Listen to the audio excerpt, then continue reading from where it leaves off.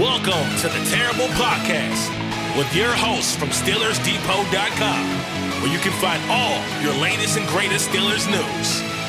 It's Dave Bryan and Alex Kozora, always lit, talking Steelers. And now, here's Dave and Alex.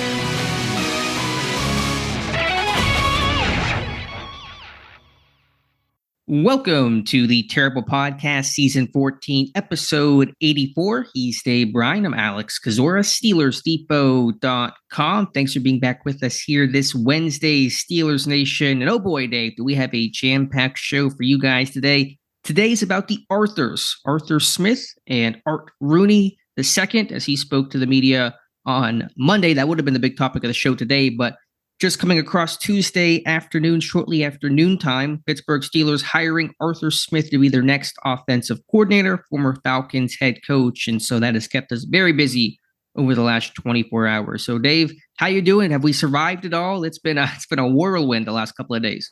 Yeah, we have definitely been busy and stretched thin, obviously, with staffers, in Dallas and Mobile for the Shrine and Senior Bowl. We hope everybody's enjoying the coverage there. We're not going to talk too much about Senior Bowl or Shrine Bowl stuff until we get these peeps back home and get them on the pod and all like that. But definitely check out the site too and Twitter and get up to date on everything that's going on in those two All-Star games. Alex, we have happy Wednesday. We have white smoke coming out of the out of the South Side facility. This is warning. This is probably going to be a long show today. We've got a lot to talk about here already. We'll have a lot to talk about in the coming shows about Arthur Smith and all. But why don't you open it up, Alex, by getting the minor housekeeping kind of out of the way so we can get into the good stuff here. Sure. We're going to do a deep dive into Arthur Smith, what he can offer the Pittsburgh Steelers, and recap Art Rooney's comments, some of which are less relevant now that the OC search has been wrapped up. But just to get some of the background stuff out of the way before it gets buried at the back of this podcast, a couple quick things. The other candidates Pittsburgh interviewed in this OC process also have their destinations. Thomas Brown, former Panthers OC, going to Chicago to be their pass game coordinator. Gerard Johnson, the Texans quarterback coach, remaining the Texans quarterback coach, staying with OC Bobby Slowick down there in Houston. And also one important scouting note, Dave Pettit, longtime Steelers scout, currently, or previously, I should say, the assistant director of pro scouting, been with Pittsburgh for 20 years. He has now left the organization. His contract expired before the draft, which to me is a little unusual. But he is now a free agent and will go somewhere else. And so that was a surprising piece of news to learn on top of all else we've learned the last 2 days. He got tired of Alex Kozora tracking his butt down. That was the main reason. That was verbatim. Interesting news there. And, good for the Texans. They kept Slowick too, right? They did for at least 2024. So I thought those guys would be a head coach and coordinator somewhere. They both stay. That is huge for the Texans. Sure is. Okay. Any other housekeeping before we get into this thing? I think that's it. Like you said, we'll cover more Shrine Bowl, Senior Bowl later this week when the crew comes back on and gets back home to talk about that. They've done a great job overall. But let's just dive right on in, Dave, here. Arthur Smith, Pittsburgh Steelers' new OC, signing a 3-year deal. Not been made official by the team as of 10 a.m. on Wednesday. That's probably going to come within the next day or two at the latest. But Arthur Smith will be the new OC, officially replacing Matt Canada and replacing the interim people in Eddie Faulkner, who did carry the title of interim OC, and Mike Sullivan, the play caller. They are both currently still on staff. Will that change? Will they go somewhere else? Sullivan getting some NFL attention. We'll talk about that. But bottom line, Dave, is Arthur Smith. We talked about it Monday like he was going to be the guy, and now he is the guy. Yeah, let's start with this. First and foremost, we're going to talk a lot about Arthur Smith today. And I think Alex has a great post up this morning on Steelers Depot, the big book on Arthur Smith. He put a lot of time into it, everything you need to know. It's comprehensive. It's not a selling post or a talk off the ledge type post or anything like that. It's just, what we know or what Alex knows about him. We obviously did a lot of research the last couple of days on him. So that's first and foremost. If you get a chance, run by and because we won't obviously be able to cover everything in this podcast that Alex, at least in detail that Alex has in that post, but get by and try to read that if you have a chance there. Look, people are going to have their opinions, good and bad, about this. A lot of people, and it's understandable, seem to be underwhelmed. This isn't the exciting hire. It's not Kubiak. It's obviously with Arthur Smith coming out of the Falcons program, being head coach there for the last three seasons and not having a lot of success there as a whole, top to bottom offensively. That's got people turning their nose up. It this is obviously going to be framed as a very kind of status quo, bland, uninspiring hiring, if you will. I get it. Get it out of your system now. Send us the email, send us the tweets. You hate it. You love it. What are they doing? We get it, but not, there's, and I think I kind of speak for Alex. Neither one of us are on the parade committee when it comes to this thing, but it doesn't matter at this point. It is happening. It's going to happen. It sounds like this is going to be a three-year deal here. However you feel about it is absolutely fine. As we sit here today, what we like to do now is not get into doom or gloom or this is fantastic or anything like this. Our job now, or what this site and podcast is built on, is okay. Here's what we're dealing with. Let's try to get people prepared to what they may or may not see.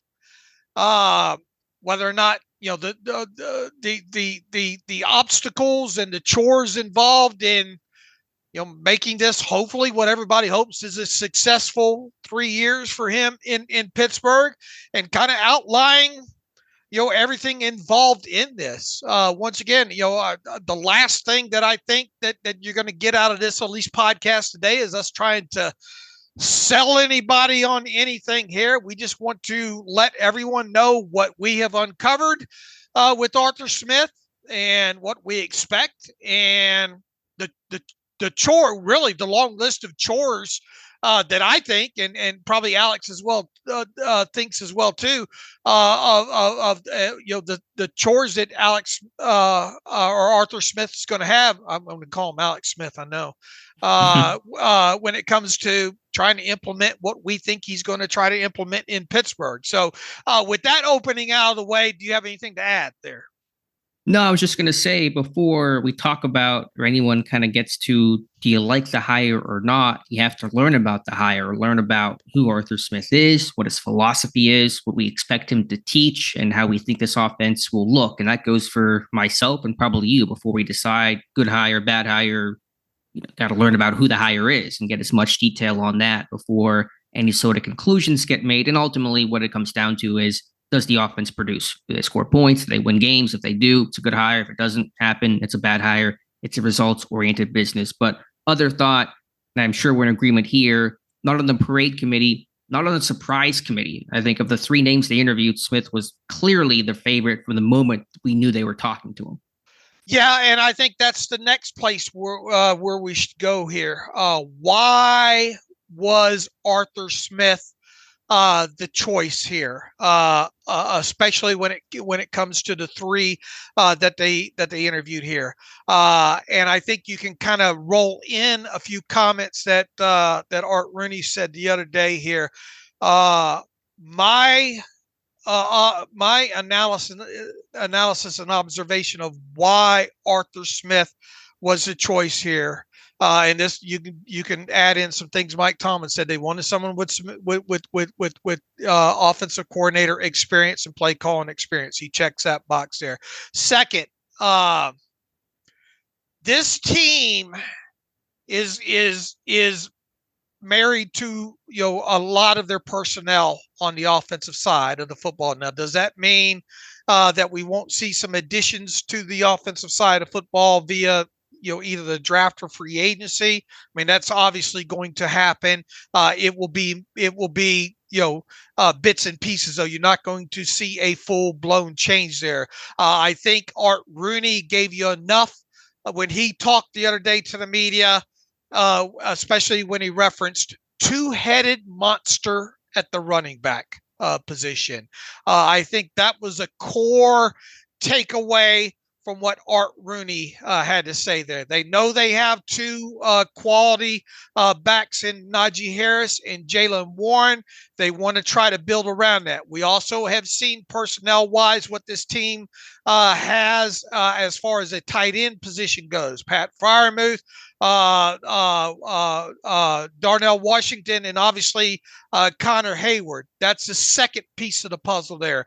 Third, I think this team, I think this move indicates that we have got to help our quarterback here out by being able to run the football effectively, and then build our passing game off of that is a key component here, is building our passing game off what we hope is going to be a successful running game here.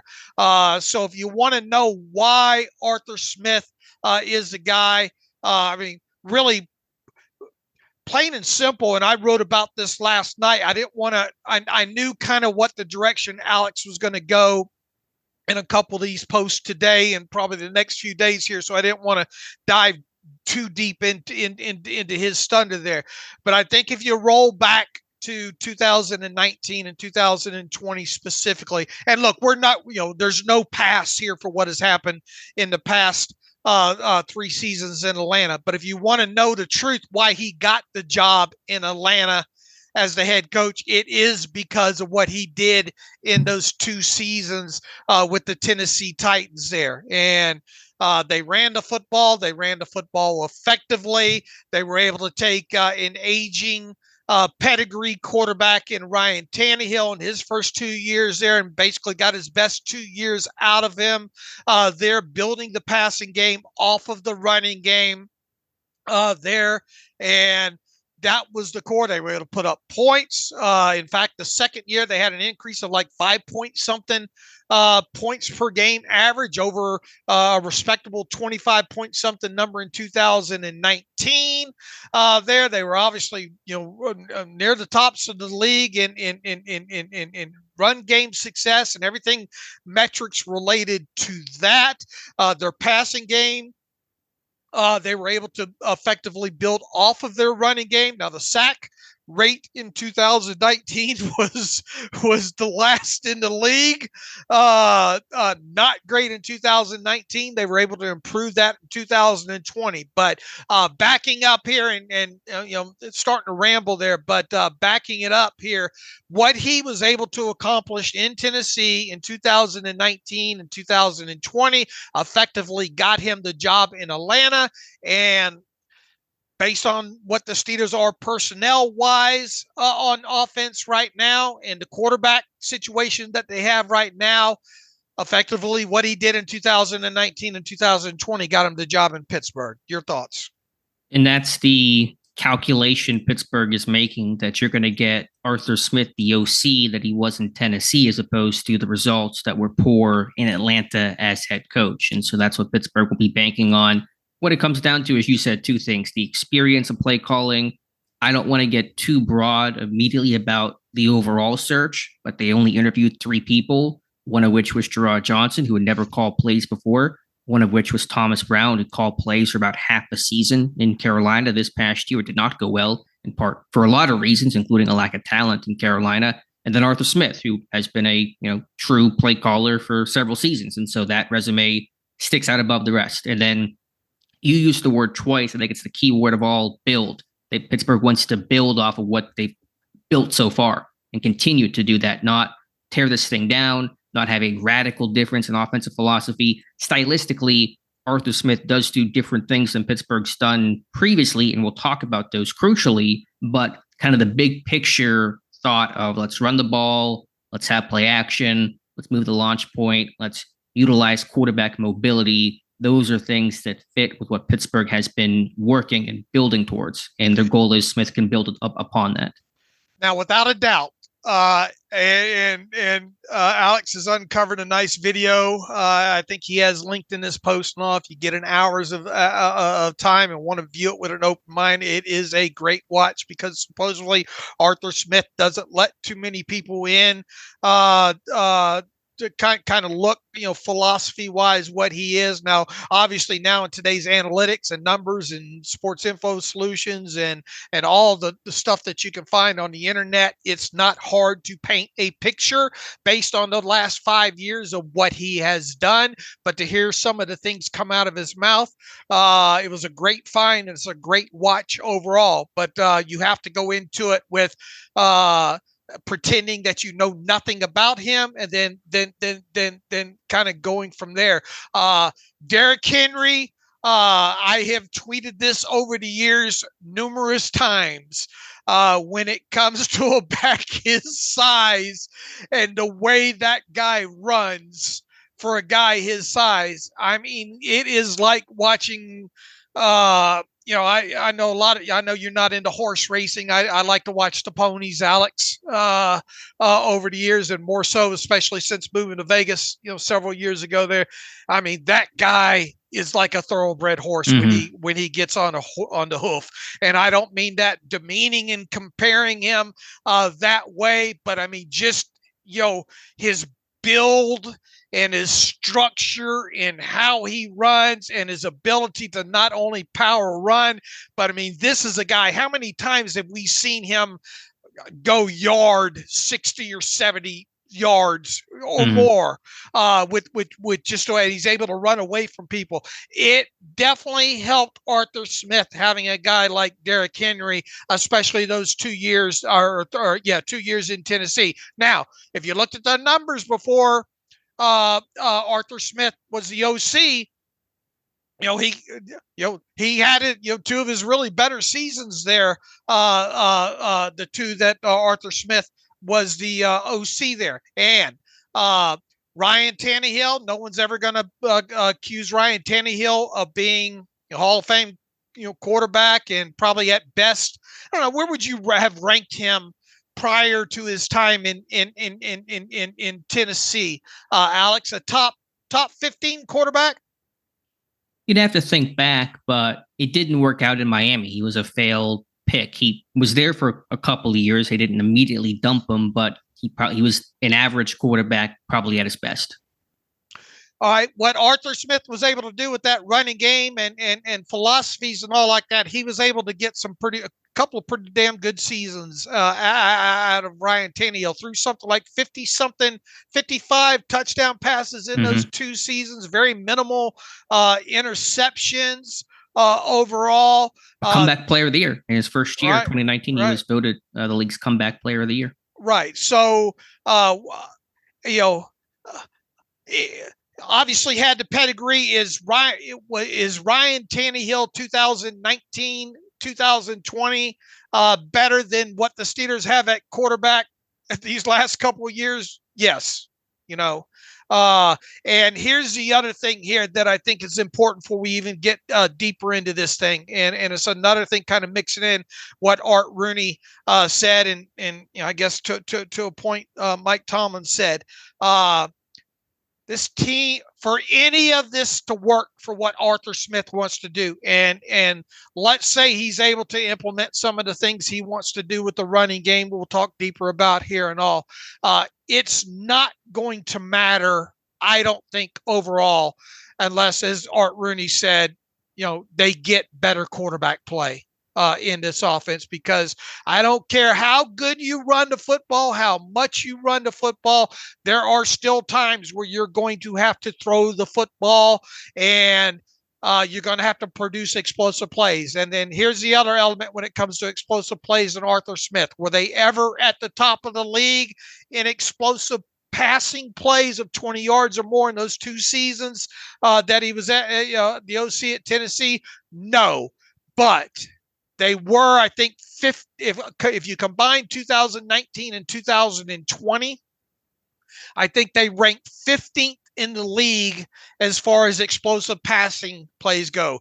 That looks like, from what we've seen with this offense and the passing offense, and boy, if he can come in 2024 and get this offense in the middle of the league in passing explosive plays, maybe they should throw a parade there. But make no mistake about it, that for any of this to work, it's still going to revolve around improved quarterback play, whoever that is. Kenny Pickett, Mason Rudolph, whoever is under center. Sure. When it's 3rd and 8, doesn't matter how well you run the football. Your quarterback has to deliver and move the sticks and convert. That's what it comes down to. But it is encouraging, although Smith does not have a true quarterback coach background. He was an offensive lineman in college. He coached offensive line in Tennessee, coached tight ends for a bunch of years. The fact that Tannehill turned his career around, never became an all-star, but became a pretty good quarterback and the right fit. I think their hope is that, what Tannehill became in 19 and 20, Kenny Pickett can become in 2024 and beyond. Or if they got him there, I mean, I think that's got to be the goal, right? I mean, you would like to see him have Tannehill type seasons combined, kind of there as early as you can. If they can get him to that, I think it'd be absolutely fantastic, and that's not going to be an easy chore. And as you said, and as everyone recognized in Twitter, made the comment 100 times yesterday, yes, Pittsburgh does not have Derrick Henry. In that clinic that you referenced, there was a clip of Henry running 90 yards, and even Smith quipped, I wish I could say that was coaching about the speed of Henry to finish that play off. It wasn't. It's Derrick Henry. But Pittsburgh could run the football, like not at that degree, not with the explosive, thoroughbredness as you kind of alluded to, but they can run the football with Najee Harris and Jalen Warren. They have 2 talented backs that can make plays. So there's still talent. And every OC, of course, benefits from having talent and the right personnel and good players. Rarely does an OC who has success and has production is completely lacking talent. Usually there's somebody, a quarterback, a running back, receiver, a combination thereof of guys that are making plays. So there's always, the vision and the scheme, but there's the execution as well. And that's when players come in. So yes, he had a fantastic in his prime Derrick Henry. Pittsburgh does not have that, but I think there's still a track record that Pittsburgh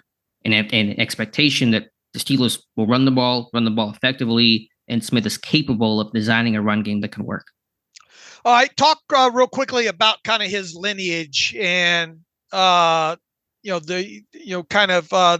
tutelage that Arthur Smith has had.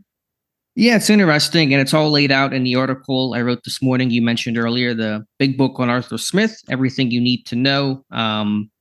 First job in the NFL was with Washington with Joe Gibbs, and he's mentioned Gibbs as a mentor and a heavy influence on him, even post Washington coaching days. He was only there for 2 years.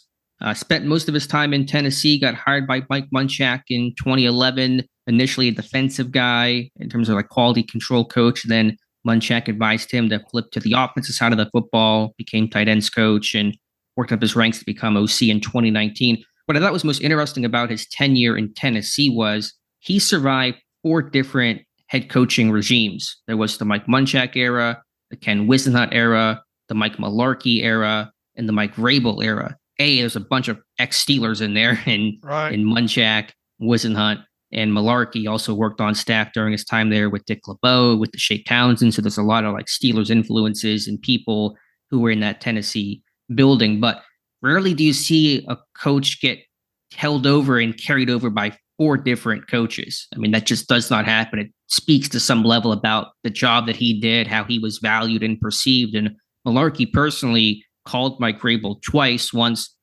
when Vrabel first got the job to convince him to keep Arthur Smith on staff as the tight ends coach, and then once Matt LaFleur left to become the head coach in Green Bay, Mularkey called Vrabel again and said, hey, make Arthur Smith the OC. That's the guy that you want running the offense. And he did, and was proven right because of it. So there's a reputation for his work ethic, his desire, commitment, and just kind of really being a football type of dude to survive 4 different coaching regimes. I'm not sure if any other coach that I can think of has done that before. All right, good point. And I think you brought up Mularkey in a previous post as well too, right? Yeah, just kind of comparing, feels like this is the new age Mike Mularkey hire. And the more I learn, the more I think that's applicable. And they had a pretty good relationship. Mularkey and Smith, I think, are pretty close. And there's probably an apt comparison in terms of vision and style and personality between those two guys. All right. I kind of viewed that planning on going as kind of an introduction there. Is there anything?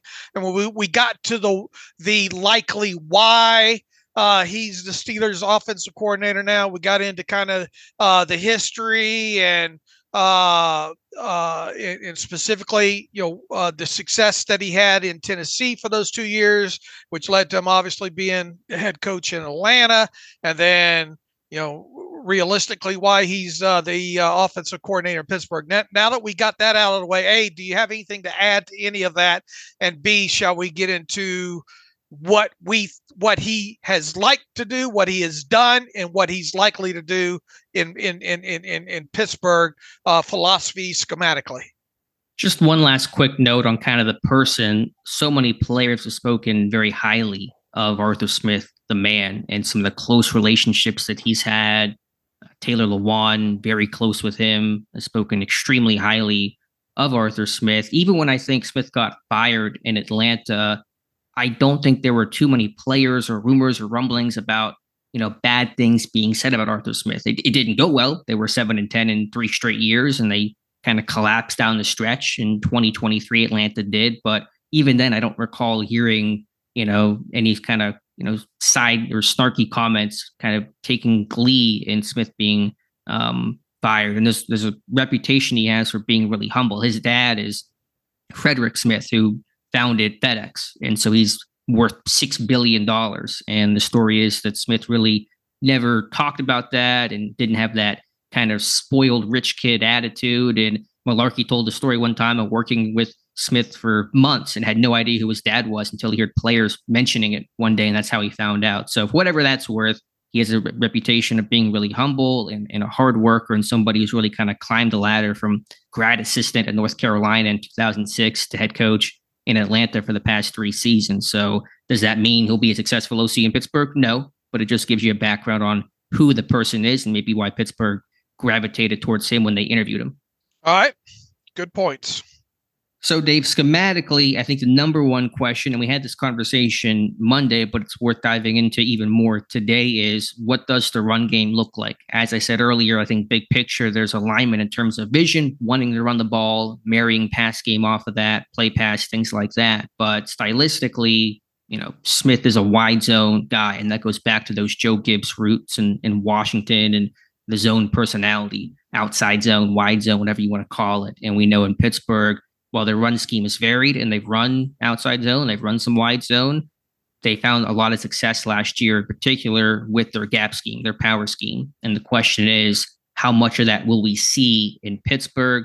And if he wants to implement a more heavy wide zone system, how well will that work in Pittsburgh? To me, that is the most critical question in determining how successful this thing goes with Arthur Smith. I would agree. And we have talked a lot about, how he is zone-based guy overall. I pulled from Sports Info Solutions. I mean, not that we needed it, but it's just numbers to help back it up here, of his 2 years specifically with the Titans there. And look, he opens up that video. When was that video recorded? He did it with the North Carolina I guess coaching staff there, and I guess it was right after he took over as the Atlanta Falcons head coach, right? Yeah, I believe this would have been sometime in the summer-ish of 2021.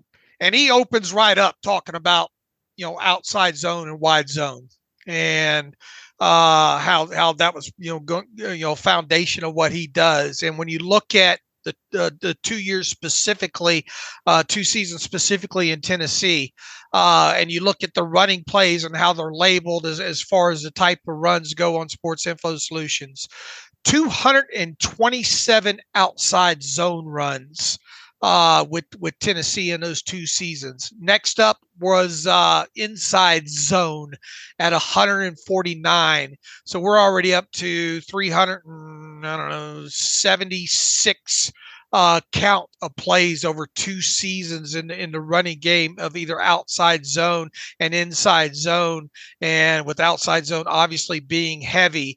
In addition to that, next up is kind of the lead concept at 145. Pitch is a distant fourth. And realistically, when you think about a pitch, that usually works outside the tackles, right? Mm-hmm. Yep. Next up, and look, when you get into film and you start watching some of these things, could some of this stuff be mislabeled? Absolutely. But I think the takeaway here, 89 pitches in pitch runs in 2 seasons there at Tennessee. Next up, the stretch play. You hear, you think back of Peyton Manning in those years with the Colts running that stretch. 61 times there. So another thing that kind of works towards the outside of the field generally there. I'm curious, though, how do they differentiate stretch and wide zone, outside zone? To me, those are pretty layered, similar concepts. And that's why, without, and thankfully, and I haven't had time to do this, thankfully, when you click on some of these numbers, they give you the play-by-play. Okay. There. So those are not questions that we're going to be able to answer right now, but I tell you, it gives us plenty of homework to do to going and looking of how SIS qualifies these. We can go to the individual plays and look at them and disseminate from there. So I'm just giving you core numbers here overall. Next up on the list, right after stretch at 61 is the duo. And he talks a lot about duo being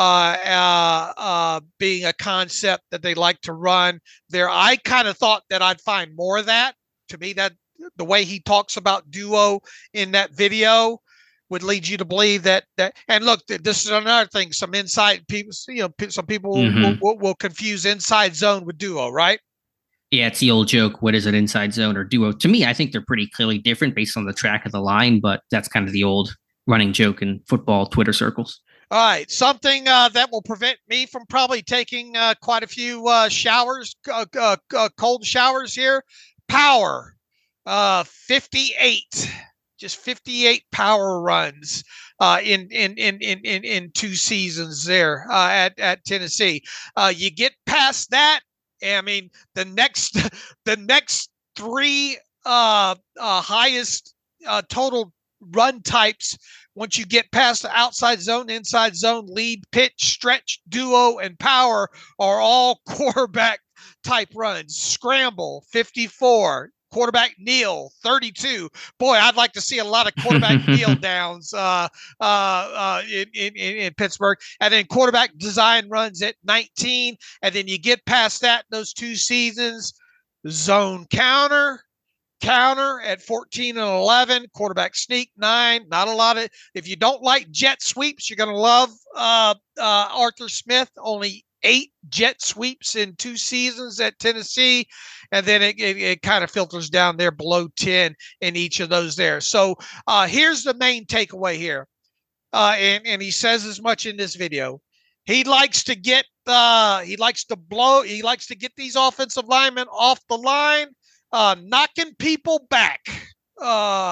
And he likes to do so with kind of the outside zone, this stretch, things that get out on the edge. And for people that are not familiar with outside zone, I kind of view it, especially on a defensive side of football and trying to defend it, it's like a chorus line. You get those guys moving in unison. You try to get someone who thinks they can turn something back in to create a gap. It's up to the running back to kind of tote the line, if you will, as he's working towards the outside. Find the gap, find the crease, and hit it. Good. If you remember back to who was it? Darren McFadden, right? Always when I started to learn more about concepts and outside zone and stuff like that, I remember watching a lot of Raiders and Darren McFadden stuff there. You can obviously go back into the Tennessee tape in 2019, 2020, find a lot of instances there. It's relegated in getting your offensive lineman off the ball, out into out to working towards the edges there, kind of cutting the field in half, which takes half your kind of defenders out of it, getting your back to read it, and hopefully finding creases and holes and making the cut and hitting it. Anything to add there?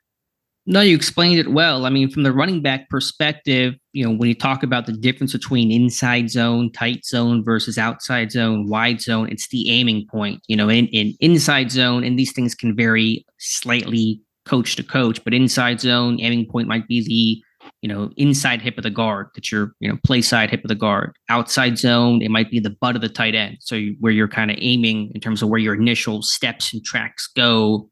That's going to be the difference. The guard on inside zone, the butt or the inside hip, outside hip of the tight end, depending on how it's coached. In outside zone, and a zone read for a running back is you can bounce a run wide depending on how the defense flows. You can bring the run back or bend the run backwards and cut back in traditional zone schemes, or you can bang the run between the line. So you're kind of getting a bit more downhill. When it comes to Arthur Smith, while he's a proponent of the wide zone, he makes clear in the clinic he has a little different take on it. He wants to be a really physical wide zone team. He says, I don't want to just run everything to the sideline. And so there's kind of a blend between, we think about wide zone, we think about small offensive linemen, we think about the Alex Gibbs at Denver Broncos, 280-pound lineman. It's super athletic, and it's all to the outside. And Smith wants bigger guys, heavier guys, more physical guys. And while it is a wider scheme, there's still definitely an element of physicality to it that you saw in Tennessee with Derrick Henry, with their offensive line, et cetera. So whatever that's worth, it's not kind of maybe tried and true old school wide zone. There's a blend to it, and that might make it more appealing and more workable in Pittsburgh. All right, needless to say, the Steelers don't run a lot of outside zone, right? So especially with the last couple seasons, especially with the group that they have now. And when I think of outside zone, I think he even kind of alludes or mentions it in this video. You get you guys on the hoof a lot during a game like that. Your offensive lineman, it's taxing on an offensive lineman overall, especially the more that you run it. And there is a synchronicity to it, right? This is, to me, this is going to be a chore, and this is something. And assuming that he's going to be a heavy, wide outside zone guy, this is something that's going to have to be put in right from the get-go here in the offseason program, and it's going to take repping and repping and repping and repping and repping and repping, and it's going to be clunky more than likely as they work through the offseason there. And once again, the more that you run this, it can be taxing on an offensive lineman. The more you run a group, the more you run it. Yeah, what's interesting is, I would classify current Steelers O-line coach Pat Meyer, if I had to pick, more of a zone guy than a man gap power type of guy. But Pittsburgh's been very varied under Pat Meyer. They have run every concept basically, especially in 2022. But they've run some outside zone. I mean, they certainly have. But my concern is, we've mentioned this many times before, including in season when it was happening. The first month of 2023, Pittsburgh did not run a single gap run where they pulled the guard. And they were a very heavy zone team, not exclusive, but heavy. And they could not run the football at all. They were just a miserable zone blocking team. I mean, just could not, climb to the second level, couldn't get on the right track, couldn't overtake well. I mean, they just were terrible backside. Tight ends couldn't block. It was a mess. And they didn't find that success until they started really incorporating more of their gap scheme, power scheme, the wham blocks, and they still ran zone throughout the year. And they ran, what was the game they ran split zone? Was it the Bengals game, the Seahawks game? One of the two, where they really ran that effectively. So they can run it, but they're at their best when they're kind of mixing and matching and running a bunch of different schemes in there. And so if they become a lot heavier towards that wide zone, and if they really kind of eliminate the gap runs, that is a concern for me. Mine as well, too, especially when they started to get to that in the second half of the season. They started to find their footing there. And, at least a byproduct as we saw some of the inside zone stuff get better, and the split zone obviously opened up a little bit as the season went on. But, I mean, I am concerned about how well the implementation of heavy outside wide zone goes right now. I tell you right now, they're not going to do it with the 5 that they ended the season with there. So that's another full podcast coming up in the off season here. This team needs another center to be able to do this. This team needs another tackle to be able to do this. This team needs to decide what side Broderick Jones is going to be on to be part. Now, he obviously has athleticism to him and a young kid, and should be able to get out in space as well too. A quick takeaway during this video is when he talked about Ben Jones. Did you catch that? Yeah, he praised him, said it was to change the culture in Tennessee, called him the smartest, toughest guy. He was not a big guy or the cookie cutter, super athletic, measurables, didn't check all those boxes, but just a tough son of a gun that got the job done. And I think Pittsburgh's going to need a center like that. And he also said he's kind of more of a bigger guy than what you see, right?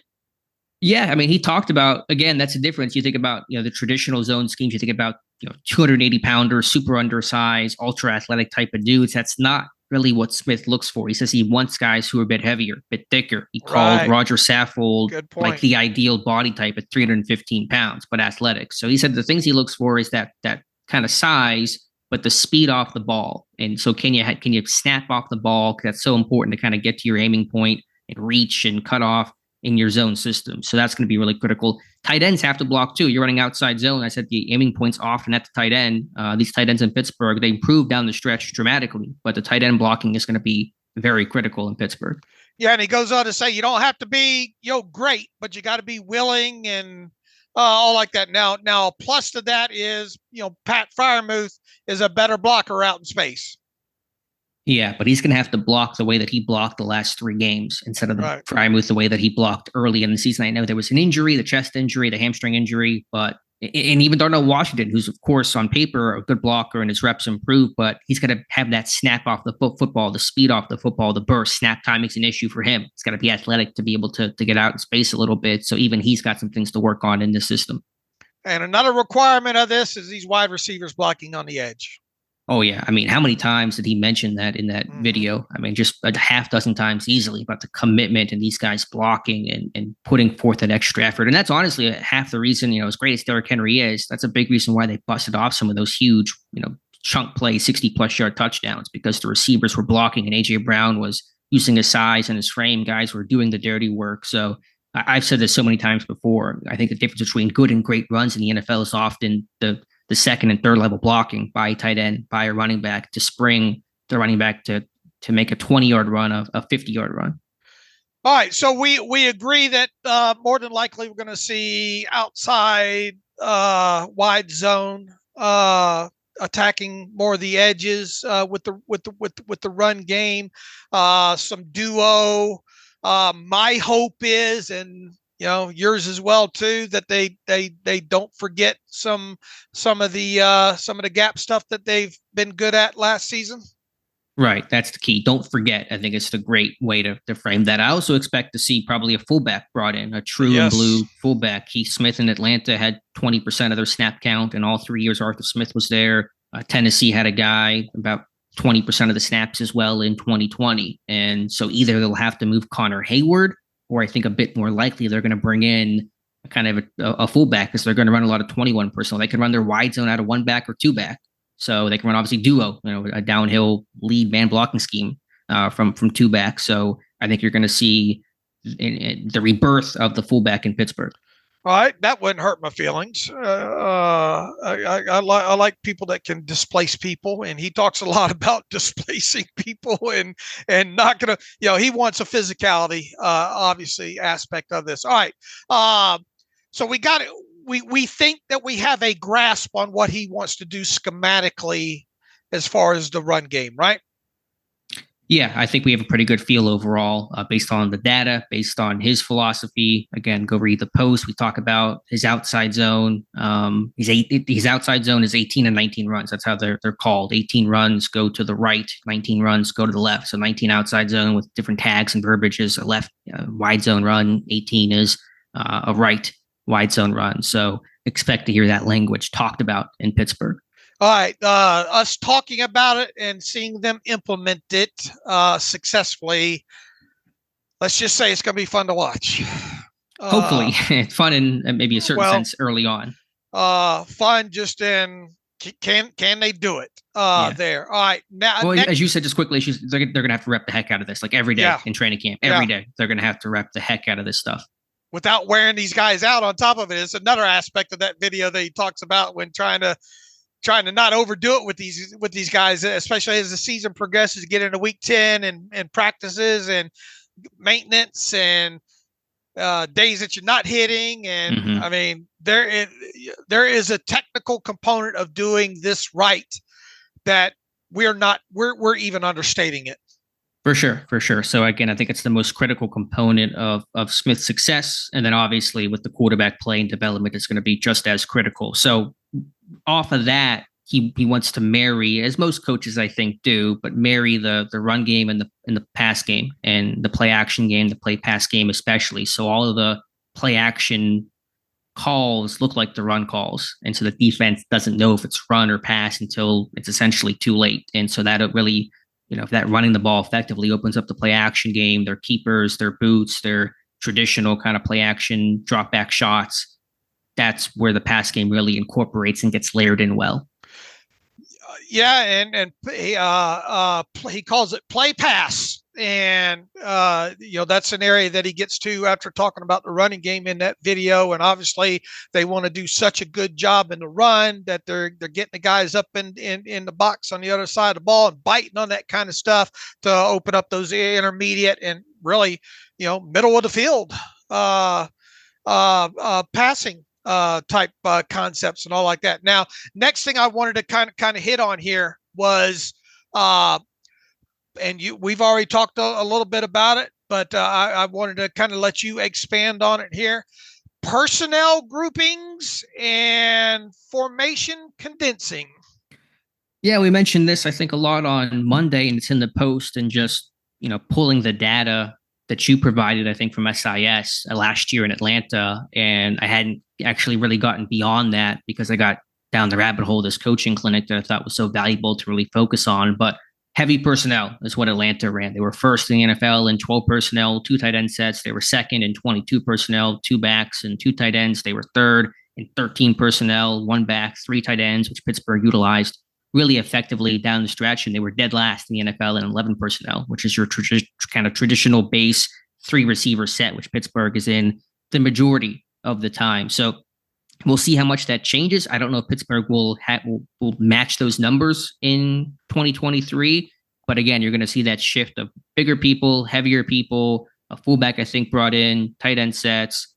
How the last 3 weeks look is going to be more how this offense, I think, will look in a lot of ways come 2024. I pulled his 11 personnel usage over the 5 seasons, 2 in Tennessee, 3 with Atlanta here. And the usage percentage ranks from Sports Info Solutions. And 2019, he ranked 26th in the league as far as 11 personnel usage went. 2020, 31st. With the Titans, 2021, 31st, first season in Atlanta, second season in Atlanta, 31st, He used it even less in this past season with Atlanta. He used 11 personnel less than any team in the league. And they weren't playing with big leads either. They were playing right. from behind a lot, to be clear about that. Right. He makes a point to say in that video too. He's not a panic guy. He believes in, if you're down on the scoreboard and it's 11 minutes left in the third quarter and you're down, I forget what he showed on the scoreboard there, but he doesn't like to get in situations where they have to panic. Now, obviously, they'll get into some 2-minute stuff and all like that. And, that's just another podcast. He showed the Steelers game. Yeah. What year was that? Oh, yeah. 27-7 third quarter, and they did a long touchdown to A.J. Brown. Right. That was the one that just whizzed right by Vince Williams' helmet. Yep. Shoot, there's a clip of that. We talked about that play quite a bit at the time when that happened there. So, personnel-wise, we don't expect to see a lot of 11 personnel, put it to you that way. It will be interesting, though, because do you make a radical change immediately? Because Pittsburgh, has been 11 personnel the last 15 years, since Ben started kind of really infusing and leading this passing game. And that's how most offenses are. But I thought it was interesting as well. It's funny how these things kind of just all help each other out. That slot study we did just last week, I think it was, on Pittsburgh's lack of slot production. I've been talking about they have to get a good slot receiver. Atlanta, over the last 2 years, had tied for the fewest targets of wide receivers from the slot, even less than Pittsburgh, which was pretty meager to begin with. And so I wonder if the slot receiver position, that role in Pittsburgh, is going to matter less in 2024 because it's just not going to be on the field as often. So it may actually be less of a need than I stated before the hire, because you think about Tennessee, think about Atlanta. Did they have really good slot receivers? No, they had kind of an outside receiver, Drake London in Atlanta, A.J. Brown in Tennessee. And that was kind of the one guy the passing game ran through. So I think the slot receiver need has actually decreased just based on the philosophy of Arthur Smith. I would agree. I mean, before this hire, I was thinking, man, this team really needs to think about a slot type receiver in the draft. And now I'm not convinced. Now, I mean, I think they're still going to draft a wide receiver at some point in this draft, but I think it's one that maybe has some versatility at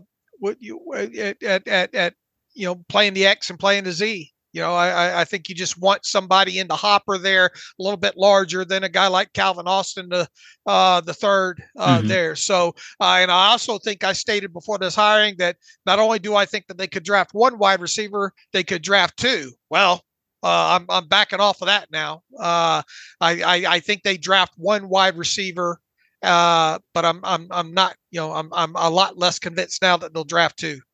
Yeah, I think it's an outside guy with Deontay in the last year of his deal, and really no depth behind Deontay and Pickens. And obviously, we know that Arthur Smith is not making the calls on who they draft. Right. But when you hire the guy, you understand his offense, his philosophy, and you have to kind of work within that to make his offense work, and what he values more and what he values less. And that's why I say that again, understanding that Smith is not actually making the call. That's Tomlin, Khan, and Rooney, kind of from a broader perspective. But just you have to kind of give your OC you just hired the tools that he needs to make the offense work in his vision. But let's put it this way: if he does increase his 11 personnel usage, it's not like I'm not expecting him to finish in the middle of the league. I mean, if you go back to that 2019 Titans team where he ranked 26th, maybe we get to that point. Mm-hmm. Pittsburgh was what, 8th, I think, at 11 personnel in 2023. Oh, I'd have to look. I believe it was 8th. My point is, I don't expect him to be 8th or anywhere really close to that. I don't know where it's going to be in some of that scheme circumstance. Obviously, you get behind late, you're in 11 personnel more, but they'll probably be average at best, if not in the 20s somewhere. All right, address the condensed. Yeah, this is kind of the hallmark. And while I think people clamored for get a Kyle Shanahan disciple, a Sean McVay disciple. They interviewed Thomas Brown, who's from that tree. They wanted to talk to Zach Robinson, who was from that tree. That ends up in Atlanta, replacing the fired Arthur Smith. Funny enough, the kind of Smith though learned a bit from Matt LaFleur in Tennessee in 2018, who comes from that Shanahan tree, worked with him in Washington. And the hallmark, one of them at least, for those kind of systems are tighter splits, more condensed formations. You can have wide formations where the field is spread out and you're really working from a pre-snap perspective, all 53 and a third yards of the field. Or you can really reduce those splits and tighten things and kind of be really close where the receivers are closer to the tight ends and the offensive line. And you're going to see more of that in Pittsburgh. I think Atlanta has consistently been one of the tighter group teams, not number one, but Pittsburgh's been one of the wider teams pre-snap. Atlanta, one of the tighter teams pre-snap, and I expect that to look different formationally in Pittsburgh. Also, heavy motion, kind of like Canada, multiple motion, mixing things up, not being static pre-snap, not just lining up and snapping the football. I would expect that to happen in Pittsburgh as well. If you're going to use, heavier personnel groupings, and I talked about this years ago when you look back at some of those Patriots teams and all that they had. I like it, especially when you're able to go, match up well. If a team has a smaller defensive setting, then you can condense down and obviously try to run your bigs against their smalls. But if they come out with bigs on bigs, do you have the ability to at least kind of expand a little bit? And I think that's one of the chores that he's going to have, with, especially if he uses this heavy personnel. Can he get in a situation where he can take advantage of bigs on bigs in the passing game? Yeah, no, I think that's a fair point overall. So we'll see how those things look. I wanted to ask you about, and you know the numbers better than I do, but there's a reputation that Smith's offenses work heavily under center.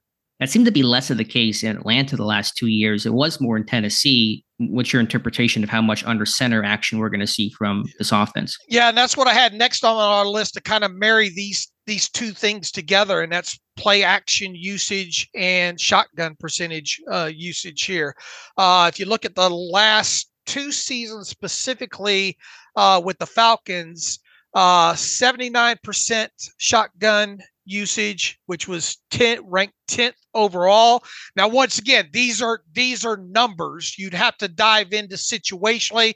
Were they behind big on, were they having to get in more, obvious type? There's more to just the numbers, right? There always is. But we can make this a 5-hour show. I could easily do this with you, but I don't think it would I don't think people want to hear us do it for 5 hours here. But at its core, here's what the numbers say. 79% shotgun usage in 2023 with Falcons, which ranked his usage 10th overall in the league. In 2022, 74% shotgun usage, which ranked him 7th in the league.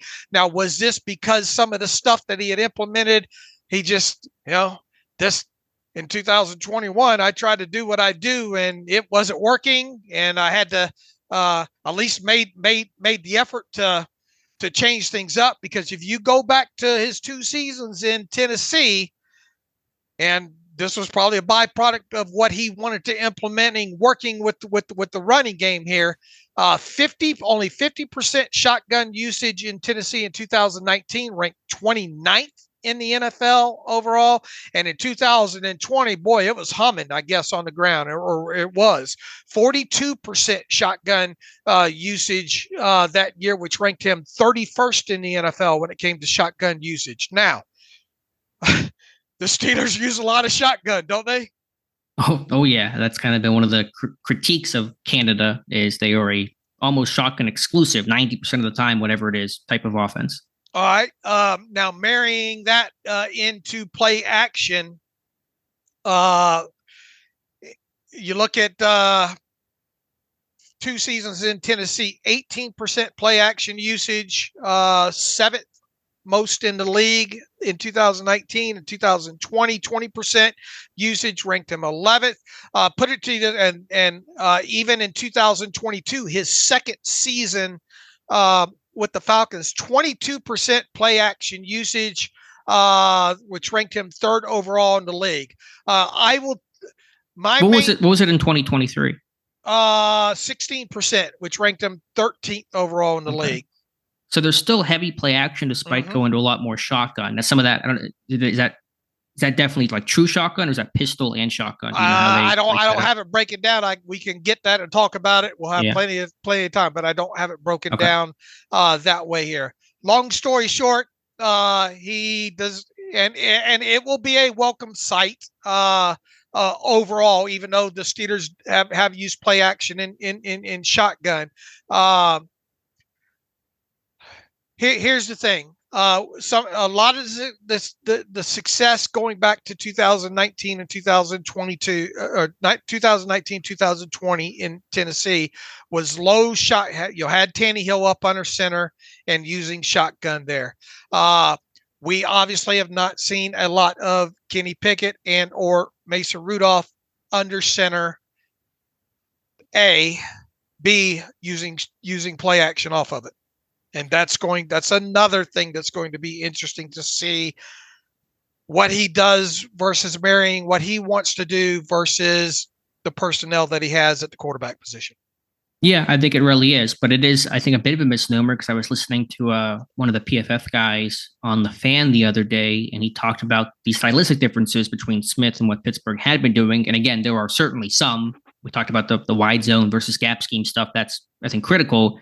But the last 2 years in Atlanta, they were shotgun quite a bit, much more than they had been. And to me, the difference, I don't know exactly why, but I assume it's the quarterback change. In 21, you had Matt Ryan, kind of, traditional from Boston College, old school quarterback. And then in 22, you bring in Mariota, spread system guy from Oregon, Desmond Ridder. In college today, they're running shotgun based 90% of the time. No one's under center ever from Cincinnati. And so I think the quarterback change and these kind of newer age quarterbacks alter that philosophy a little bit. And, Pickett can play under center, and he did some at Pitt, but they could still be shotgun quite a bit in Pittsburgh this year. Probably not as much, almost certainly not as much as they have been, but they could still be in shotgun 75% of the time instead of 90%, but it's not going to be under center as often as I think people are attributing to Arthur Smith.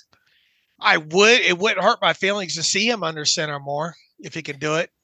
Sure. I'm not opposed to it. And that's, their play action game is the clips that I watch. They're all, under center. Right. When they're play action, they're keepers and they're dropbacks. But I'm just curious to see. I don't know how much it's going to be. It's going to be more under center and certainly more play action, but it may not be this super old school. It might not be 2019, 2020 Tennessee Titans. Right, Tannehill. I don't think it's going to be that way. If it is, maybe that just means the run game is amazing, and that's a good thing. But just to the point, there's been a shift there the last 2 years. I think a lot of that has to do with the modern age quarterback play. So if there's anything that we're less sure schematically about what he may or may not do, it's what's the shotgun percentage going to look like, and what's the play? I think we both agree that we're going to see some play action. But the question is how much more under center stuff will we see? Period. Yeah, under center, and then also kind of the wide zone gap scheme or things I really want to examine because they're going to run both. They're going to be under center, they're going to run wide zone, but how much and what the mix is, I really want to see what those numbers end up being. All right, one thing we forgot to hit when talking about schematics and all like that is his usage of the boots. Well, those are the keepers. Those are keepers. He calls them keepers. I think people call them, bootlegs, naked, swaggles, whatever verbiage. There's some differences there, but that's their wide zone and their keepers are married. So and that's what happens in San Francisco, for example. People talk about you want those things to look the same with McVay, who's an outside zone kind of guy, predominantly different system overall. He's 11 personnel. Smith is much heavier, but their wide zone and their keepers, their bootlegs look exactly the same. And so the defense never knows which is which. And how many times we talked over the years, talk about, man, the more you can make things look the same and run stuff off of that, the better. And then another thing we talk about, I'm going to let you expand on this a little bit more because he talks about this as well too. Building his passing game off of the run. And that's something that's going to be very, it's important regardless of what offense you're running, run game you're running, who your offensive coordinator is. It really, it separates the good the bad from the good and the great from the good, building the passing game off of the running game and the concepts. Expand on that, if you will, because I think you've deeper into that. Well, I think to start, Pittsburgh under Canada, that was one of his biggest flaws. They never married the pass game and the run game well. And the constraint plays and the layered plays and these package plays just never built off anything consistently enough in Pittsburgh. And that was such a huge reason why the offense struggled. And hopefully Smith can do that. I think he's got a much better track record of that. To read just one quote that kind of sums it up, he says in this clinic, quote, "When you build your run packages, you build your play pass. It's got to look the same," end quote. And that is not a unique philosophy. I think most coaches believe that it needs to look the same to be as effective as possible, but that is certainly one of his core philosophies. So again, the way that you run, whether it's duo, whether it's wide zone, your play action has to look like it's going to be a run. You have to, because play action is selling the run. That's all it is. You can sell the run, get a defense to bite, get them to think, it's a run key, then that's how you win. And that's how Smith builds his offense.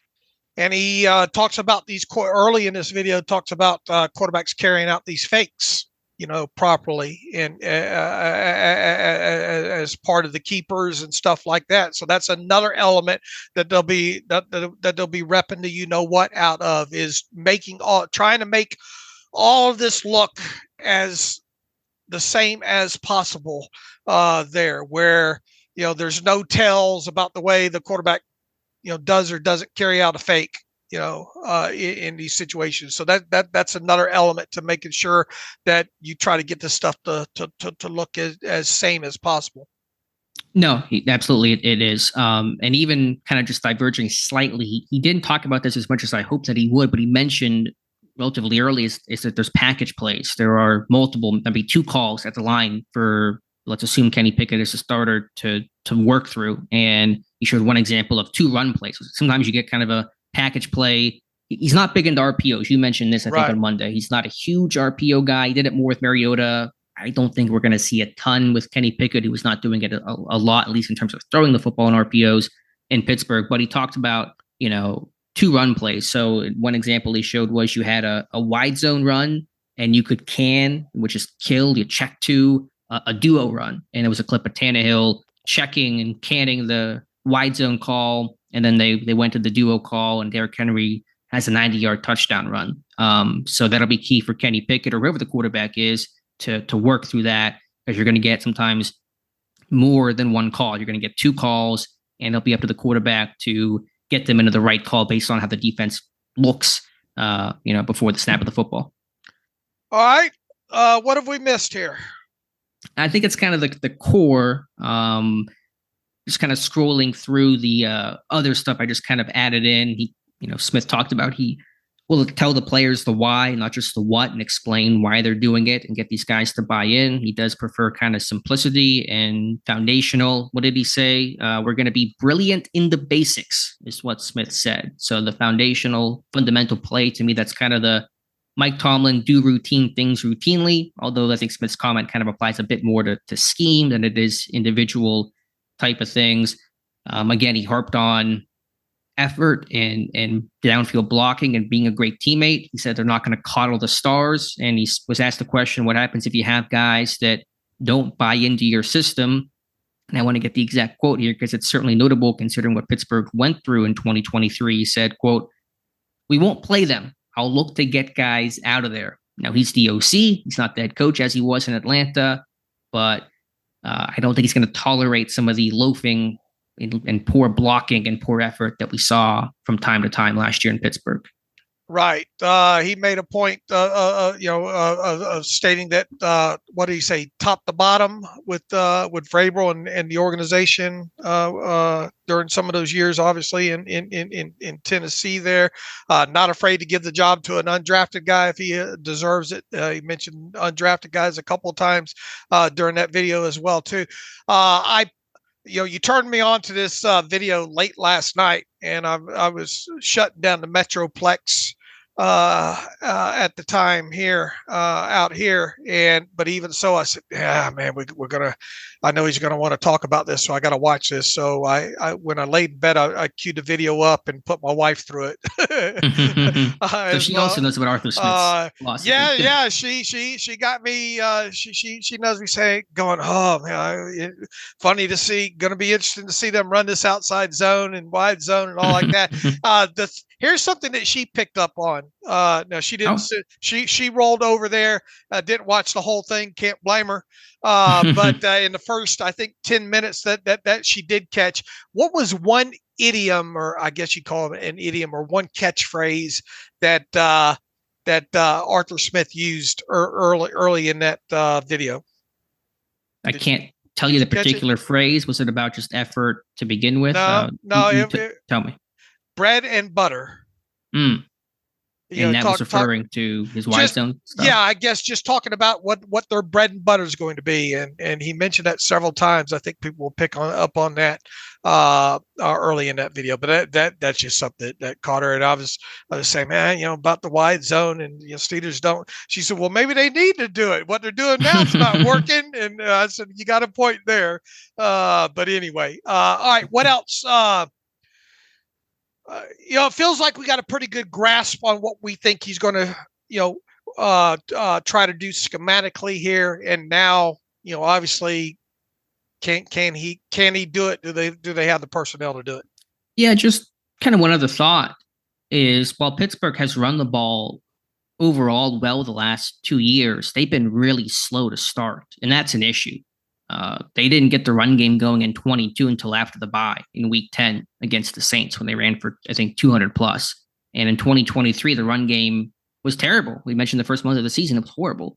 And it really didn't get going until week 9 against Tennessee, when Broderick Jones came in at right tackle. And from there on, besides that 3-game losing streak, they ran the ball well and ran it really well down the stretch in the last 3 games. But this run game has to start faster. That's your identity, and that's kind of your philosophy. You can't take until week 9 or week 10 to get your run game going in this competitive AFC and AFC North. So I think an onus will be on Smith to get this line, which has also been slow starting the last 2 years, in this run game going faster than where it has been in 22 and 23. Which will be a chore once again if this is going to be outside wide zone and getting that stuff repped. It's going to be a buzzword we're going to be talking about the rest of the offseason on into OTAs and training camp, and he's going to be asked about it. Just as a trickle down from what we talk about and all is getting him to talk about the outside zone, wide zone, and implementing it, and what it's going to take to do that, assuming he wants to do that. One thing I really did like from the clinic was he talked about his gotta have it moments. And the day before the game, Saturday before a Sunday game, he'll meet with the offensive staff and go over his gotta have it plays. And those are the crucial ones: 3rd down, 4th down, the ones you have to convert, usually late in games, to secure victory or come back and win the game, whatever the case is. And he has a specific portion of his call sheet that just has the gotta have it plays. And I thought one of the other worst things that Canada did was not being equipped in those moments, those gotta have it moments, to have the right play call to convert on 3rd and 3 with the game on the line. Think about the Texans game where Kenny Pickett got hurt on that 4th down call, where it just kind of it was the same call they had run on 2nd and 10 earlier in the game, and it didn't work, and you weren't really equipped for those weighty gotta have it moments. And I think Smith is, and that's a huge key difference. All right. I think we got about an hour and some odd minutes in here talking about him and scheme and what we think is going to happen. We've got a long off season to continue to break down tape and talk more about depth about certain pieces of it. Anything. I think we got to get to recapping some things that Art Rooney said. But any kind of final thoughts, or did we miss anything here that you wanted to cover? One other thing, and a lot of the clinic was kind of early down stuff. 1st and 2nd down, didn't get into really like 3rd down, 3rd and long, shotgun, drop back type stuff. But he did mention red zone briefly, and he talked about he wants to run the ball in the red zone. And Tennessee had amazing red zone offenses. Like number 1 in 2019 and number 2 in 2020. Atlanta was terrible. I mean, they had bad red zone offenses, but Pittsburgh's red zone offense has been underwhelming or bad for the last decade, essentially. But talked about pass game briefly, about what he looks for high lows, a lot of horizontal crossers, concepts, but basically a lot of high lows in the red zone to try to exploit that. Did not like 1v1s or fade balls, called them inefficient, which I agree with. So I think the red zone philosophy in the pass game might go empty as well. Once you get in the red zone, kind of spread things out, go empty. He talked about with zero options. Yeah, to beat cover zero beaters. Yeah, that's going to be key as well. Because when you're an empty, you may get a pressure, and if you don't have, you only have 5 guys to block it up. Yeah, so just kind of he mentioned it briefly, a bit of the red zone philosophy. Again, high lows, spreading things out, but still also wanting to run the ball and finish down near the goal line. And Derrick Henry had like a gazillion of touchdowns in those 2 years, didn't he? Rushing touchdowns.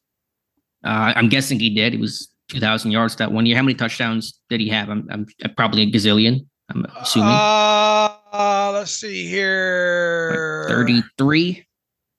What led the league both years in 19 and 20. I've got it somewhere in here.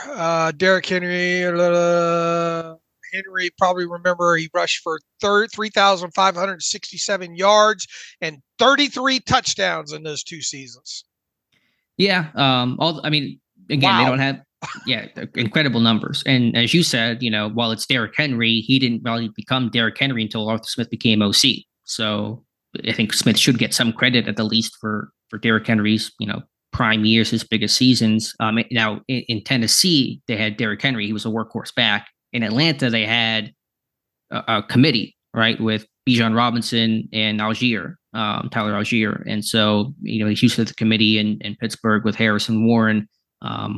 He did mention about red zone play, kind of getting everybody involved. And I think one critique he had in Atlanta was not getting the ball enough to Bijan Robinson, especially in the red zone, and Kyle Pitts. And I think there's some different numbers that can be debated about that. But his philosophy seemed to be that he wants everybody to feel like they can score in the red zone to kind of keep them engaged and, confident and those types of things. And I think he mentioned in Tennessee that 13 players scored the 1 year for them, even a couple of linemen. I think in Atlanta last year, 8 different players caught a touchdown pass. In Pittsburgh, it was 4. And so I think one reason why there's been some red zone criticism is that he wants to get the ball involved to everybody. So expect a lot of guys to have random 1 touchdowns this year. But he also kind of mentioned trick plays. I mean, he mentioned linemen catching touchdown passes, Dennis Kelly catching a touchdown pass, Derrick Henry throwing a touchdown pass. So there may be some trickery in Pittsburgh, at least especially in kind of situational ball, goal line ball, that we hadn't seen in Pittsburgh. And that's why I called him Malarkey too, because Malarkey would run some trick plays in Pittsburgh way back when. When you look at the passing game with the Titans in 2019, it ranked 21st overall in average yards per game through the air of 223.9.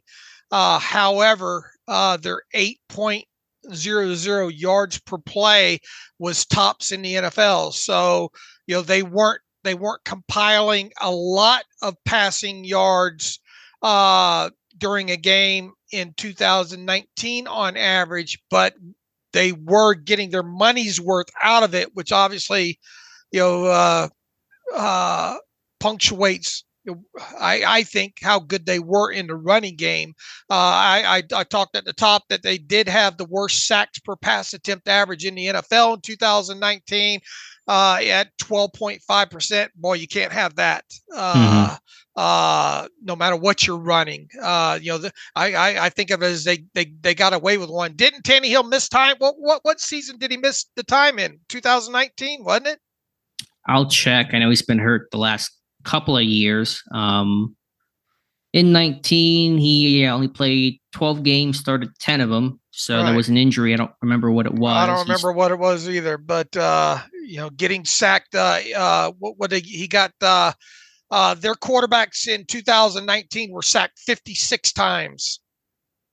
Yeah, and Tannehill 31 in 10 starts. So it's an average of 3 per game, which is not an appealing number. I don't. All sacks aren't created equal. I don't know how much of that is scheme or Tannehill's issues. I have no idea. But yeah, you don't want to see that in Pittsburgh. That's for sure. As for 2020, the Titans ranked tied for second in the NFL in average total yards per game at 396.4. Is that allowed?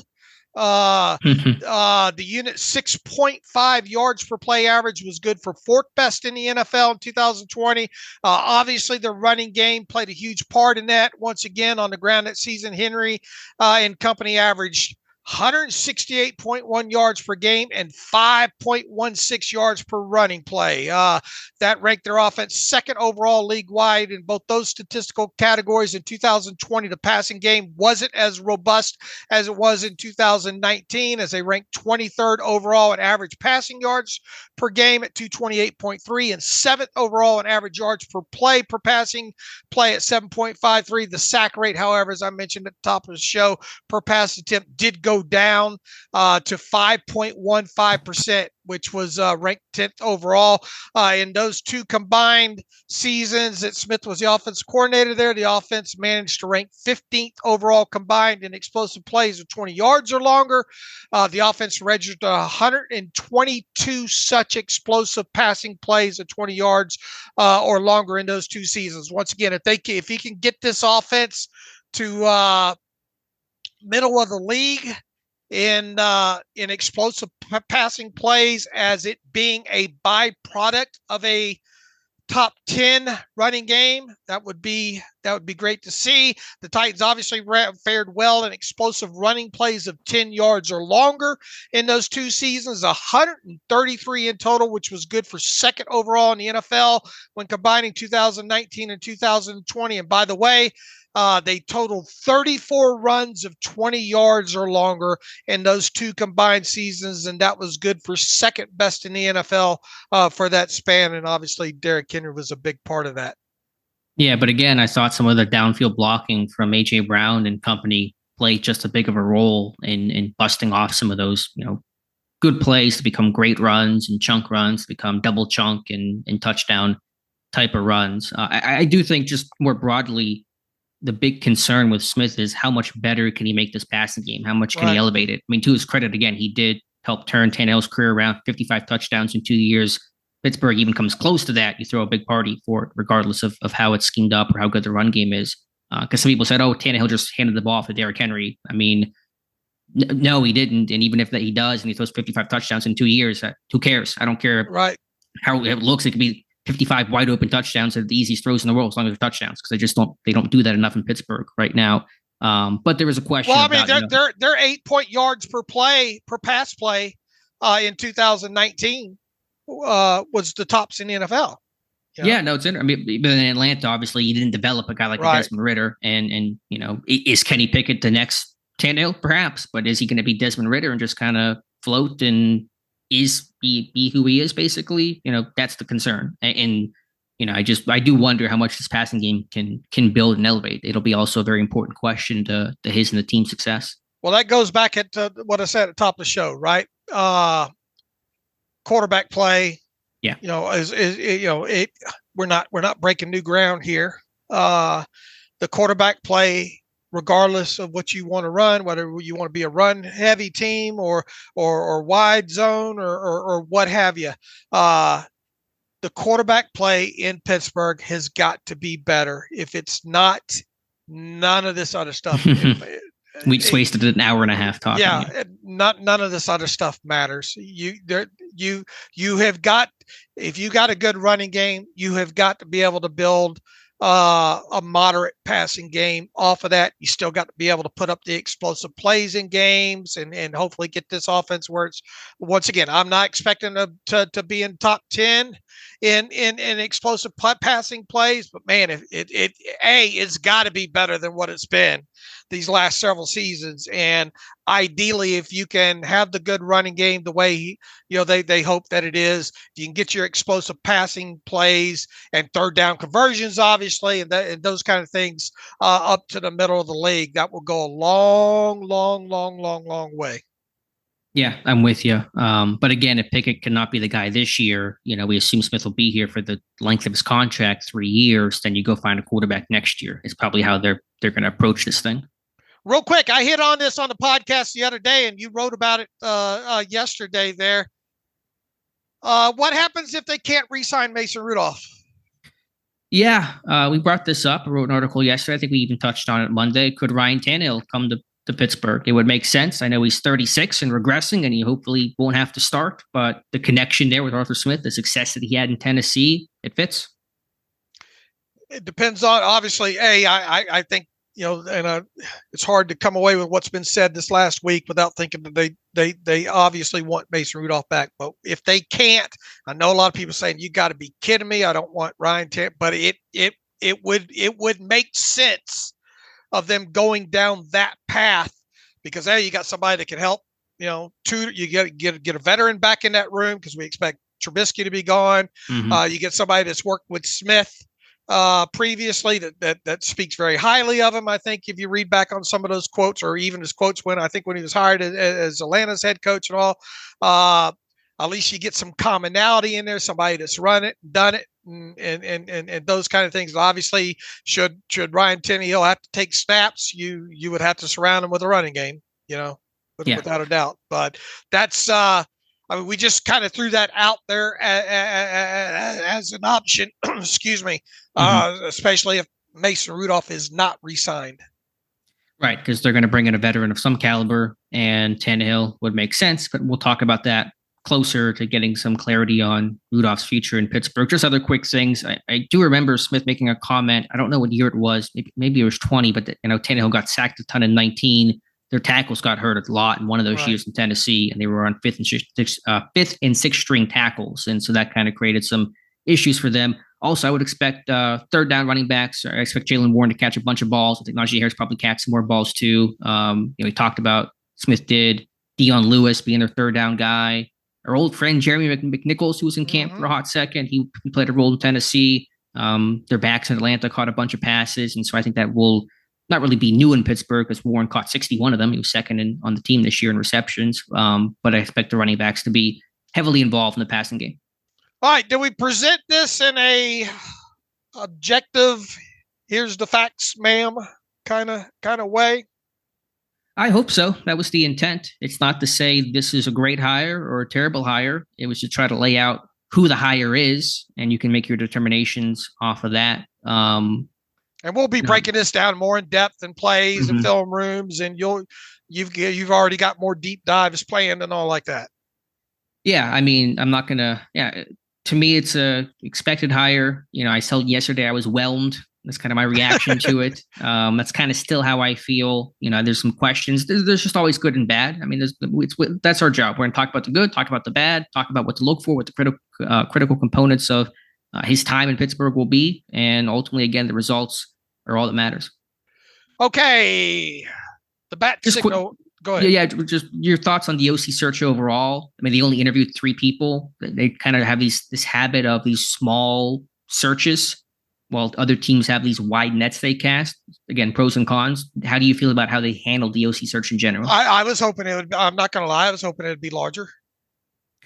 Yeah, me too. Especially, again, I know they said they did not require experience, but they valued it. Tomlin said that. Rooney said that on Monday. And they only looked at one guy with experience, Yeah, which I think is pretty strange. And I always am interested in what teams say and what they do, and that did not match. And had they brought in 4 more guys that had that qualification, then sure, okay, you can be patient. Some people said, did they rush to this, which made me laugh, because we were just talking about why this team waiting so long to hire an OC. It's kind of funny to see that flip.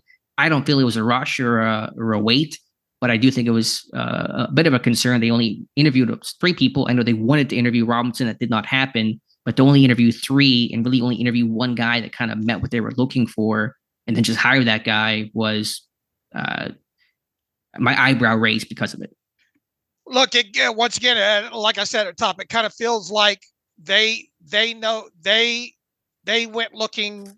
Instead of being as wide open as to ideas and concepts and all like that, they said, this is our personnel. This is what we want to be. And then, we want experience on top. That's the way they went about it, it feels like. Yeah. And now, in fairness to them, if that's their guy, that's their guy. What else is there to talk about? And I was going to write an article on this. It's moot now, but be less concerned about who they interviewed and who they talked to, and be more concerned about who the hire is. Because ultimately, when it's October, we're not going to talk about, remember that time they interviewed Thomas Brown, they didn't talk to Clint Kubiak. We're just going to talk about Arthur Smith and the hire itself. And that's ultimately all that matters. It's a great hire. Then who cares if they only interviewed 2 other people? If it's a bad hire, then it's a bad hire for hiring Arthur Smith. But yeah, again, 3 people felt light considering the circumstances and the weight. This is such a critical hire for the organization, and it just felt they didn't. Now again, maybe they talked to people, back channels, who knows? But they only interviewed officially 3 people. I mean, and look, we'll see what they are, what the length of the Tomlin extension is, and obviously he's been around for a while and all. This could be his last offensive coordinator. Yeah, I mean, who the heck knows what's going to happen? A couple of years from now, but it's a very important hire for Mike Tomlin.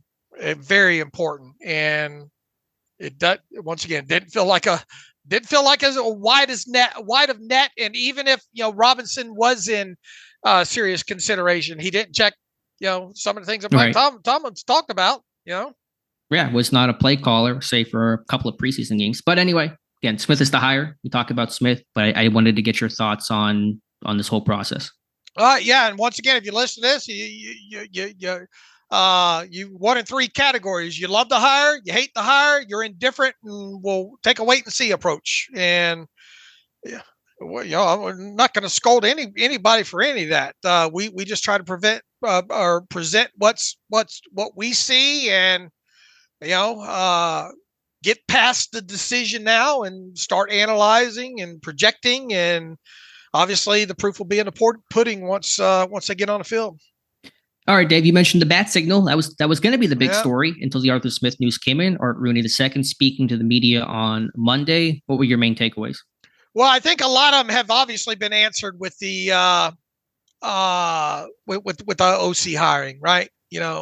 Since then, he talked about crediting the defensive staff for the guys that they had to work with last year, and how he needed a program to kind of figure out who was on the field. I mean, it goes without saying this team was banged up at linebacker and safety, so it's understandable there. We already hit on the extension for Austin, right? We don't need to. Yeah, we mentioned that. Yeah. Okay. Looking for offensive coordinator can work with this roster. I think I think after the fact, we see that that's the path that they went on down there. Enough is enough, Alex. Enough is enough for Art Rooney II concerning the Steelers being winless in the playoffs. Hear, hear, hear, hear. That was to me. Raise your can of beer up high and seal. Yeah, that's old Blue Oyster Cult song. Went over your head, but anyway. Over my head. Yep, way over. Whoosh. That was to me the biggest and most notable quote that Art Rooney had, and he didn't say it as frustratingly when you hear the comment as it sounds on paper, but I think the message is all the same. We've had enough of getting this far to only get this far, to go to the playoffs or be in the hunt and be in the mix, but to not win a playoff game. And so I think even he is feeling the frustration that many fans, rightfully so, have of this team not winning a playoff game since 2016. Yeah, I couldn't help but think I was talking about it here at the old Seinfeld episode. These pretzels are making me thirsty. These pretzels are making me. I've not seen enough Seinfeld to fully get that reference. Okay, you got to watch that episode. Hopefully, several listening. There's a lot of different ways you could say that line, right? These pretzels are, I would have enjoyed more, and I think most listening as well too, of how he said it. I was looking for more of these pretzels are making me thirsty. But regardless, I mean, it goes without saying, this team needs to not only get in the playoffs, and need to win a playoff game or 2 or 3. Yeah, no question about that. The pressure is certainly on. Just to go back to the OC situation, just very briefly, most of it is moot, but Rooney made it very clear this was a Mike Tomlin hire. This was not an Art Rooney hire. He said he would provide input and bounce ideas, but he put this hire of what becomes Arthur Smith squarely on Mike Tomlin. So if it goes south, it's Mike's fault, right? Yeah. I mean, and now do you have an issue with Rooney setting it up that way? Do you think he should have had more of a say in who the hire was to at least hear Rooney tell it? No. Let Tomlin swing his own bat that he wants to swing. Yeah, I'm with you. I think coaches should be able to pick their staff. They work with them each day. Art Rooney's not working with Arthur Smith day to day. I do again think, and I'm just guessing, but I do think Art Rooney put them on a scale to direct an outside hire and say, we don't even consider Faulkner and Sullivan. We're going to go outside. And then he kind of let Tomlin decide from there. But again, going back to the 3 interviews, I assume that's Tomlin directed. It's a small search party. Art Rooney, the second on the running game in 2023, obviously ahead of the announcement of Arthur Smith. I think we made progress. I think our rushing attack, particularly down the stretch, got to the point where it was what we would hope for. And again, we have sort of a, he used two-headed monster a couple of times. I think Rooney did when talking to the media at running back, which is great to see in 2 different styles of back. And that was an asset for us this year. And those guys really helped us get the kind of success, was able to make the playoffs. And that's something we want to build on next year. Yeah. I mean, he talked about that, they don't want to tear this thing down. They wanted a coach and they want this team to take steps. And he felt better about where this team was at the end of this year than last year, which I guess makes sense. They made the playoffs this year and they didn't last year. So that alone is, in theory, on paper, progress. But yeah, I mean, their goal is to build off of what they have, and that's going to be their intentions going forward. Asked about Mitch Trubisky. Mitch, we'll just have to see where we go with Mitch and other spots that might be available there. I'll translate for you. I'll translate that for you. We're going to fix the glitch. Yep. He had the opportunity basically to say Mitch was going to be here, Mitch not going to be, or Mitch is going to be here. He went, we'll have to see where we go with Mitch. So Mitch is going to probably go down to the basement with his red stapler there. What else hit you here? Go ahead. I was just saying, I mean, did reaffirm what Tomlin said, wanting to bring back Mason Rudolph? That'll be the key. I still don't know what his market value is going to be, what the market is going to speak about Mason Rudolph, but that'll be one of the big storylines. Also talked about Cam Hayward. Not that we weren't pretty clear on that after hearing Cam Hayward talk at the end of the season, but the sound, it certainly sounds like Cam Hayward will be back in 2024. They just got to figure out what they want to do to get his cap number down. And as we've already, I'm not going to spend any time on, I think that's going to be part of some sort of an extension with no new money in the first year to bring that cap number down. Talked about later, and that's the kind of guy that you have in the room, and even opened up the option of him being part of the team past 2024. Obviously, that would depend on how he plays, all like that. But expect Cam Hayward to be part of this 2024 team. And this is something that we probably were in agreement with before Rooney talked. Yeah, I think he'll be back. We'll see the circumstances, but he'll be back. He claims that he still has all the faith in the world in Mike Tomlin and ability to keep the attention of a group of 20-year-old kids for a full season, keeping them fighting, yada, yada. Talked about Mason. We covered that. They're in the process, draft related, of hosting a draft in Pittsburgh. So maybe that's something to look forward here in the next couple of seasons here. It doesn't sound like there's any new stadium thing to be talking about here. Internationally, I would expect this team to play not just one, but probably a couple of games in the next, 3 or 4 years, right, Alex? Maybe Ireland and Mexico, or even Germany. That's the takeaway from that.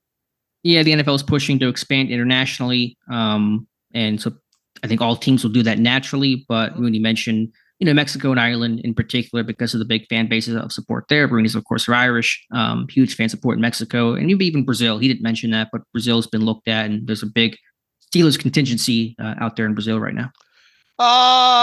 What else hit you on there? Talked about the offensive line. That's going to be something we're going to be talking about quite a bit.